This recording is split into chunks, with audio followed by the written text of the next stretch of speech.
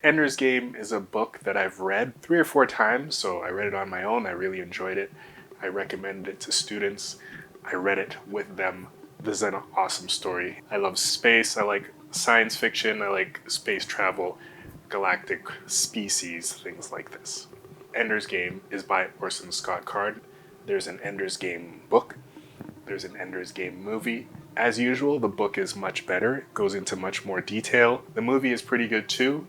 I think there's just so much in the book that will be very difficult to convey in the movie. So I think they did a pretty good job considering the limitations, the time limitations, and the sensory limitations of a movie. It starts off with this boy, Ender Wiggin. Ender's a nickname, by the way. Ender is a third in his family. Now, in this future that they talk about in the book, they have a maximum of 2 children.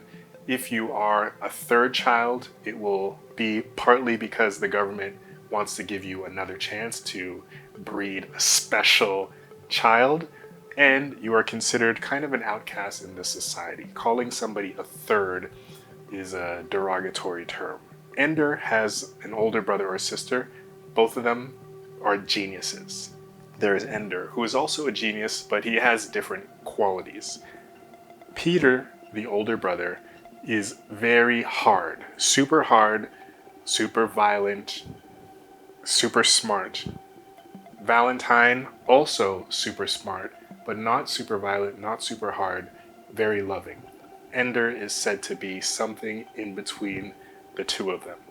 One of the final tests to prove this is in school, where Ender gets into a fight. Ender not only beats up his bully, but he continues to kick him when he's down, and the reason he gives later on is that he wants to make sure this bully never comes back and bothers him again.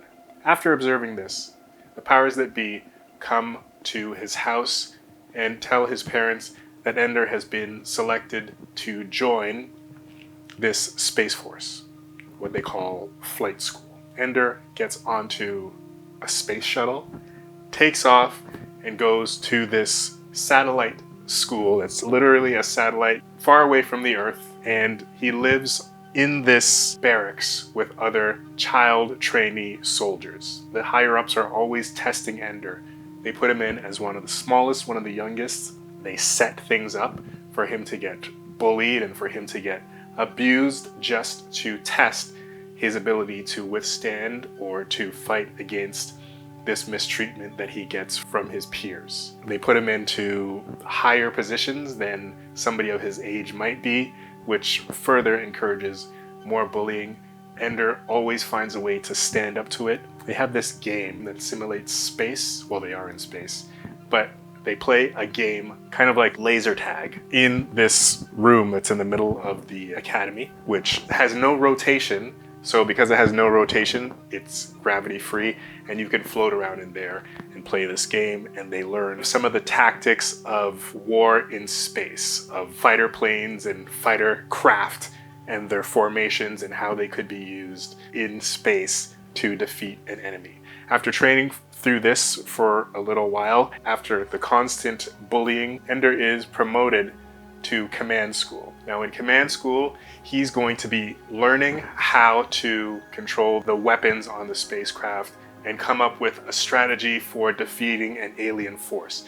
And they do this by giving Ender an intense simulation of war. And he has to go through this intense war simulation for days and days and days and weeks, to the point where Ender starts to break down mentally. It's very stressful for him. One day they say, Ender, we're just going to give you one more test, then you could chill for a bit. So Ender does this test. It is a game where they are at an alien world. They have to fight off defense from this alien force. They have to defeat that force, and Ender, in Ender fashion, wants to find a way to stop this game, just like how he stopped all of his bullies to make sure they never come back and fight again. He wins the game decisively.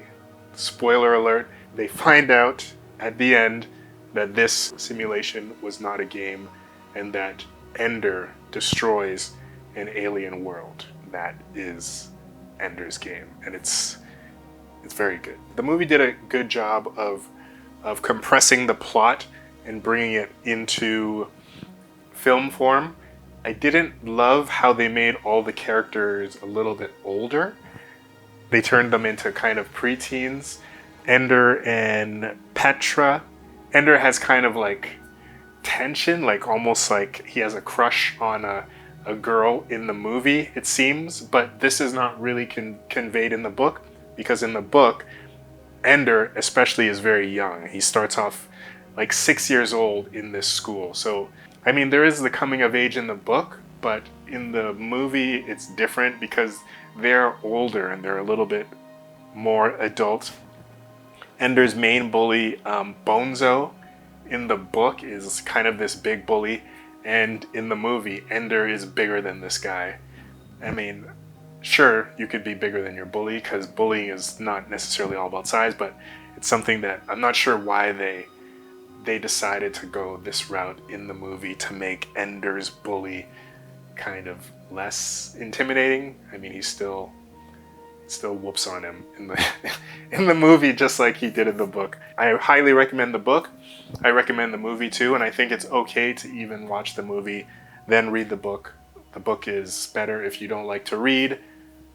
Try an audiobook where you can just listen to the story. You can listen to the story at any speed that you like, but yeah, Ender's Game, lick a shot for Ender's Game. Pow, pow, pow, pow.